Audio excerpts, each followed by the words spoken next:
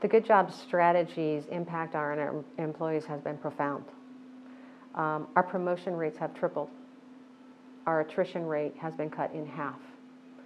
And the amount of skill and wage increases that we have made have changed lives. We have people on our team that never thought they would be part of a process improvement or what we call our quest management team, and now they are. We have people that never thought they would be a technical lead, and now they are. We have people that wanted an opportunity to go work in the commercial organization, and now they can. But I think what's more important is you see people smiling every day at work.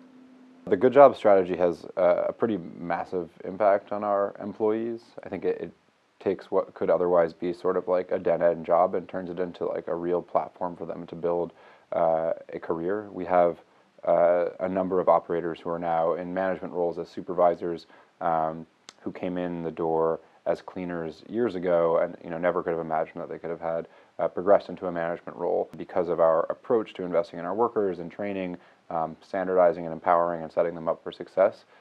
They've been able to acquire these new skills and ultimately, like, it's great for us because our interests are very much aligned with the interests of our workers when that's the case. You hear, oh, they promote within. We really do promote within. There's the vice president of my district right now.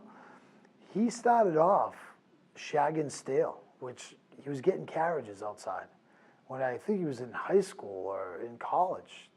And now the guy is a vice president in the second largest retailer in the United States. That's incredible. When you think about, talk about promoting within. Focus on investing in people really, again, started with talking directly to our employees, and we quickly learned that it wasn't just dollars investment in pay, that they were really looking for investment in themselves and creating value for themselves. We knew we needed to create a place where they could become better professionals and develop their careers and really create a more professional call center career track.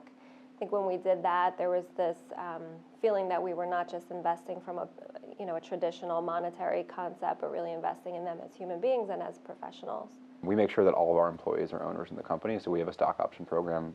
So even cleaners and handymen they are called on to act like owners because they are owners in fact, and that has a really big impact on our customers. When a cleaner sees that a toilet is leaking, they'll take the time to make sure that the office manager is aware and that they're requesting a service provider from our platform to come in and deal with the leak. And that's just like an above and beyond experience that like reflects the founder mentality, the owner mentality that I don't think you get out of just like a sort of hourly role where people aren't called on to act that way.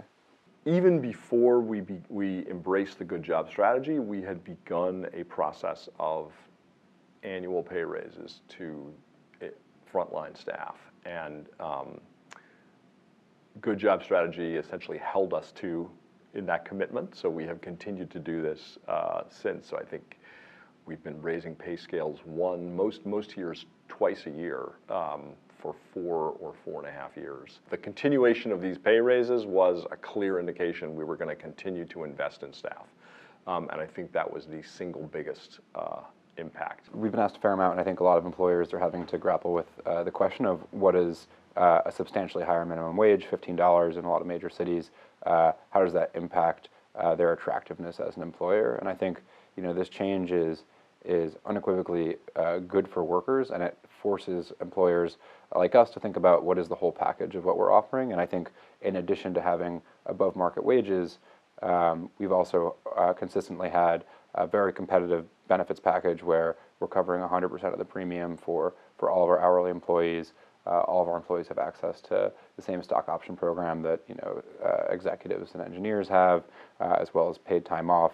And really, like, what we find the most is that they value having direct access to management and really strong communication, and they really want to have upward mobility and opportunities to progress and build their career if they're creating value for the company, and that's something that we think that they deserve as well, and so it's something that we provide for them. So after pay raises for staff, I think the next thing that they started feeling was a significant expansion and deepening of our training program. So we committed to bigger investments on the creation of training, but we also committed to staff spending more time taking training than we had before.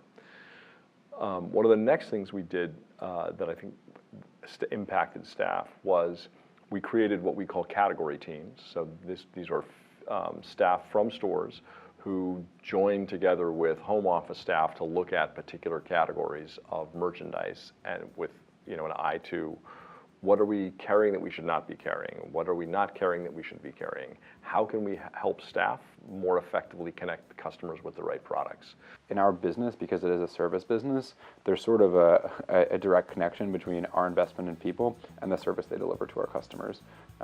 There are other variables at play, but at the end of the day, a properly motivated person in a client space is going to do a great job. And someone who's not motivated, no matter how skilled they are in a client space, could do a really poor job. We see a really strong connection between investing in our people, in their experience, and motivating them to do their job well, and outcomes for customers.